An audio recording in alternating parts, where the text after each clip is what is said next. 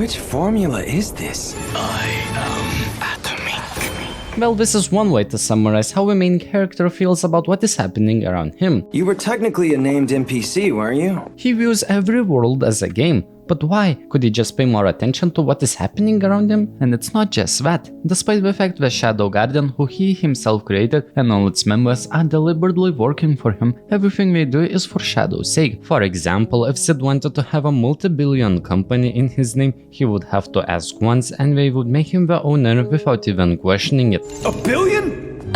Is that not enough, my lord? But he is just too dense to understand any of that. Instead, he thinks of ways to steal from his friends, or maybe more accurately to say from himself. That is why I want to dive deep into his personality and understand how he really feels. If we were to watch the Eminence in Shadow anime without paying attention to his personality and meaning behind his actions, he might just appear insane for no good reason. I make a very clear distinction between what's important to me and what's of no consequence. But in reality, there are multiple instances where he shows kindness or pays attention to something important. When the 7 shadows had to leave, he thought they left because they were ready to leave their nest. Although he was sad that they had to leave, he did not hold a grudge, while in reality, Alpha almost cried when she had to say her goodbyes. It is time for us to part ways. We must leave you now. If miscommunication hadn't been such a big problem from the start, we could have grown closer. From a girl's perspective, their relationship is master and subordinate, while from Shadow's, we are friends who help him reenact his fantasies. You're quite the actress, Beta. I think this makes him a really fascinating character, and it's fine when he doesn't know the truth, because the more you know about him, the funnier the scenes become of him trying to bullshit himself out, just so he could stay the same as he always was. Do I strike you as the type of guy who can be bought with money? Yes, you do. Well, you're absolutely right. After all this, I want to talk about what sociopath and psychopath definitions are, since it will be important to know when looking at Cid's personality. Oh yeah, you're right. I am smiling. In a nutshell, sociopaths don't care about others, while psychopaths pretend to care about others. While from the short summary, Cid is neither, that still does not make him an entirely sane person. While keeping those definitions in mind, let's take a look at his life from episode 1. I'm just a stylish ruffian slave. His adventure began when he saved Akane Nishina from her kidnappers, which from itself is pretty insane feat. He let his classmate get kidnapped just so he could fight some bad guys to the pulp. I never gave it much thought, but now that I think about it, the reason he was following Akane around was because she had the potential to start a game event in which Kageno could have participated. That would explain his smile when seeing his classmate get kidnapped. In the middle of that, he talked about how he was beating up biker gangs with a crowbar. After all that, he just let his classmate go. After this one encounter, I can safely say that he's not that sane, but at least after all that, we got the backstory of how he got to this point. I don't remember how it started. As far back as I can remember, it's what I always wanted to be. From there, we learn of his dream of becoming a strong person in Shadows, which controls the world without them knowing it. While he does not remember what inspired him, he continued to strive for that one goal, but when he realized the limitations of a human body, which can hurt him, like bullets and nuclear explosions, he wished to have an overwhelming power that could make him resistant enough to withstand nuclear explosions head-on. If he was some ordinary person, he would have realized that such a thing is impossible, but Kageno did not care. He continued to strive for that one goal he knew he would reach. Compromise is not an option. He discovered magic. With his new power, he continued to follow his dream. He would give up everything. No, he will give up everything to get there. If that's what it takes to get there, that's what he will do. He does not want to be the hero, nor the last boss. He wants to be the one in the story who operates in the shadows, the Eminence in Shadow.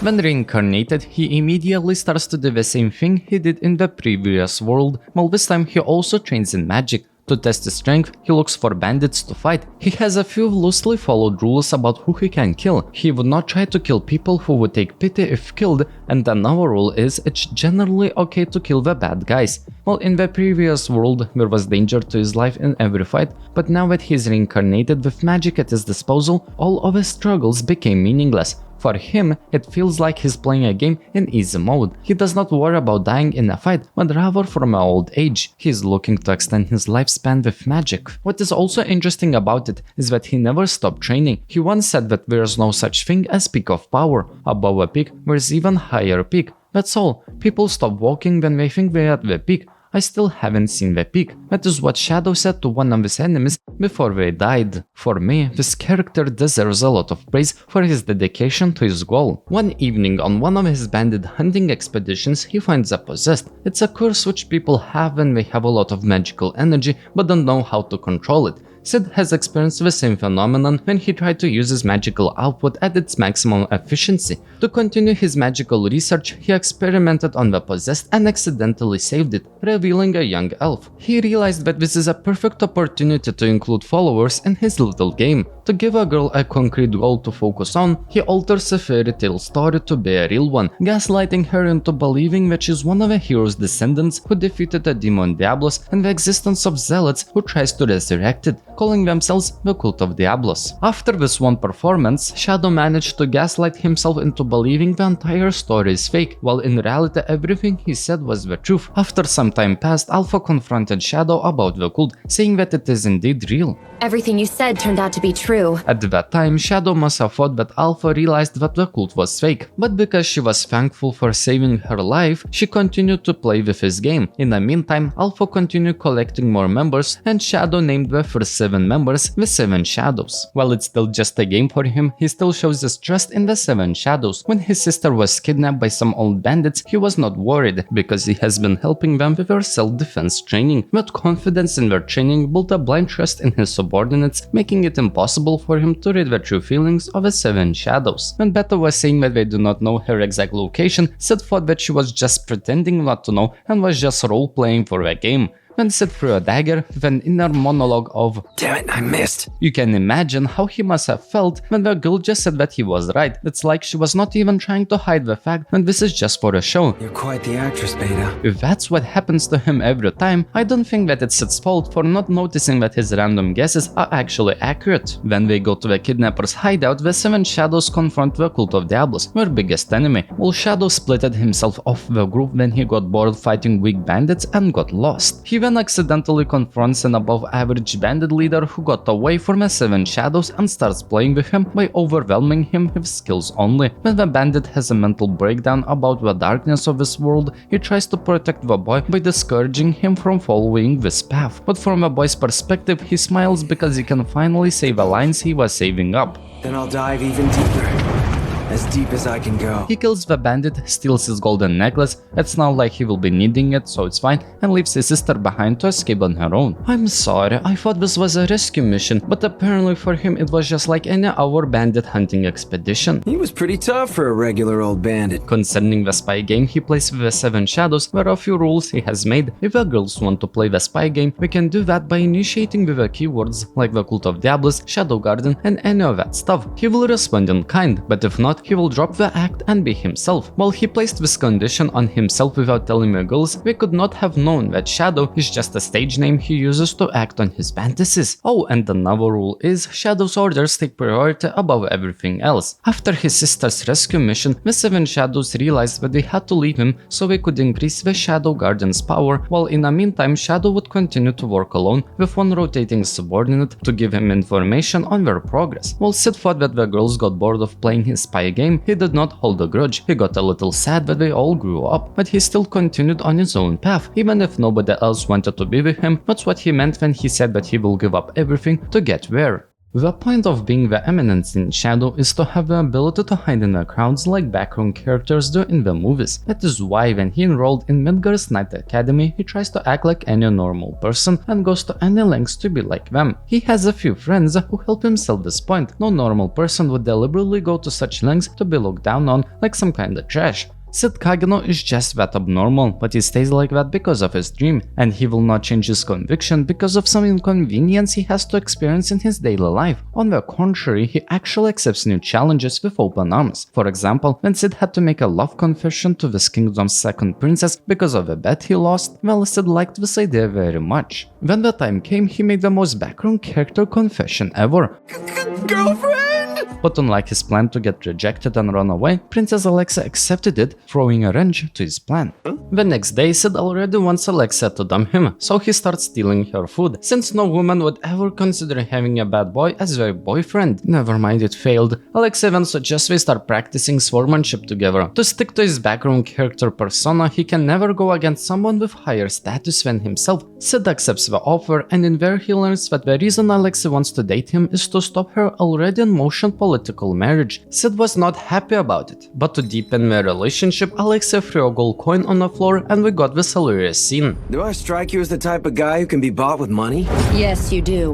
Well, you're absolutely right. 2 weeks have passed and they did not manage to get any closer in their relationship until Cid said that he likes Alexa's swordsmanship while everybody else makes fun of it, and Alexa straight up hates it. Alexa got pissed and asked him to elaborate what he meant. Cid mentions that if, for example, millions of people in another part of the world would die, it wouldn't bother him. But the thing that would bother him is her hating her own swordsmanship, since it takes a lot of time to master the skills needed to control the sword the way she does it. Alexa considered his opinion and left him behind. The meaning behind Cid's words is that he's too busy to care about insignificant things that happen outside his reach, but he does sometimes like those insignificant things, like Alexa's fencing style and hot springs. The next day, Alexa went missing and Cid became the suspect of kidnapping Princess Alexa. While interrogated, he gets tortured, but he doesn't care about that. He is happy that he got to experience such a background character moment. He then starts competing against other background characters in their performance. After 5 days, he gets released. Cid in his room meets up with Alpha. For some reason, she's wearing a school uniform. Anyway, Cid asks her how their life is going. Alpha replies that they are making progress to strengthen their power, while Cid thinks that they all living free and normal lives most of the time, but sometimes they come by and play with his game. Cid lies down on a bed. It's funny how Alpha tried to seduce Shadow, but showing no reaction, she just gave up. Alpha claims to know that he is carrying a heavy burden and wishes he would trust them more. Cid agrees, probably not even sure what burden he is carrying. Alpha then asks Shadow to lay low until they send the word to him when they are ready. But before she left, she asked him if he minded if they disposed of people who interrogated him. While Alpha was mad at how they treated Shadow, Cid said that they are just doing their job and they deserve a reward. Alpha couldn't say anything more after that, but asked to tell her if he changes his mind. This whole scene showcases that she cares about Shadow and wouldn't dare to go against his orders. Alpha leaves. In the meantime, when waiting for someone to pick him up, he decorates his room with items he stole from bandits, while putting our stuff in the corridor. After some time passed, Beta came in to give him a report, and while she did not notice some random furniture on her way in, she instead noticed her master's extravagant items which decorated his room. After that, she starts reporting their plan. Beta mentions that there are 114 members present. Shadow was shocked, asking if they hide extras or something. Beta was confused at the meaning extras, but she did not dare to question her master's words as they have so much depth, or at least that is what she told herself. Anyway, their plan is to attack cult facilities in hopes of finding Princess Alexa, like some kind of terrorist organization or something. Anyway, Shadow finds Alexa and her future husband who kidnapped her, starting the most rigged fight. Shadow starts fighting using Alexa's sword style. This could have happened for 2 reasons. He liked to show Alexa about the pinnacle of her sword style, or it could be that he just wanted to flex on Alexia. Anyway, Mr. Kidnapper pushed to the corner, takes the pill and awakens his new magical power, claiming to be almighty, but Shadow says that it's hideous. If that's the best he can do, don't claim to be almighty, that's blasphemy. He then beats the shit out of him and says that there's no road for almightiness using borrowed strength. He then showcases his own magical power. He does not need this much power to defeat some bandit, but since Alexa was watching him, it was the best time to show his best move. He talks about how he wished to withstand a nuclear bomb. He built his muscles, honed his mind, and perfected his skills. However, he could not obtain the power needed for such a goal, but he never gave up. After years of training, he arrived at the single solution. If he does not want to be evaporated in the nuclear explosion, he simply must become nuclear himself, showcasing his almighty power. I am atomic. Releasing his magical energy while maintaining a barrier to protect Alexia, he also made sure that nobody was in his blast radius. The only casualty was Alexia's political husband. The reason he does not randomly start nuking every city is because if people all died, there won't be any audience to showcase his performance. After all this, Alexia and Cid meet up to talk about their relationship. Alexia managed to develop some feelings for Kageno. After a brief fidgeting, she asks him if he wants to stay as a couple a little longer, and Cid rejects her without a second thought. To preserve his reputation, he could not afford to be friends with a super popular girl in school. Speaking of relationships with other girls, he has said that he is bored of beautiful people. As a child, he got used to alpha and other girls hanging out with him, so now he prefers a touch of ugliness, which makes them more unique. I think Cid Kageno with his stage name Shadow is a complete character that does not need to change. While he might be a little insane at that times, that insanity makes the character that much fun. He can change by creating different characters for his role-playing game, but at its core he's always the same. The reason he does not need to know that the cult of Diablos actually exists is because the moment he realizes that it's real, he will overpower them in a single season. If that happens, you can say goodbye to the story. That would be my take on Shadow's insanity. If you agree or disagree with his personality, actions or goals, I would like to hear that in the comments. While you're at it, would you be opposed to leaving a like, subscribe and watch this next video about how Shadow tests his opponents in battles? If not, I will see you there.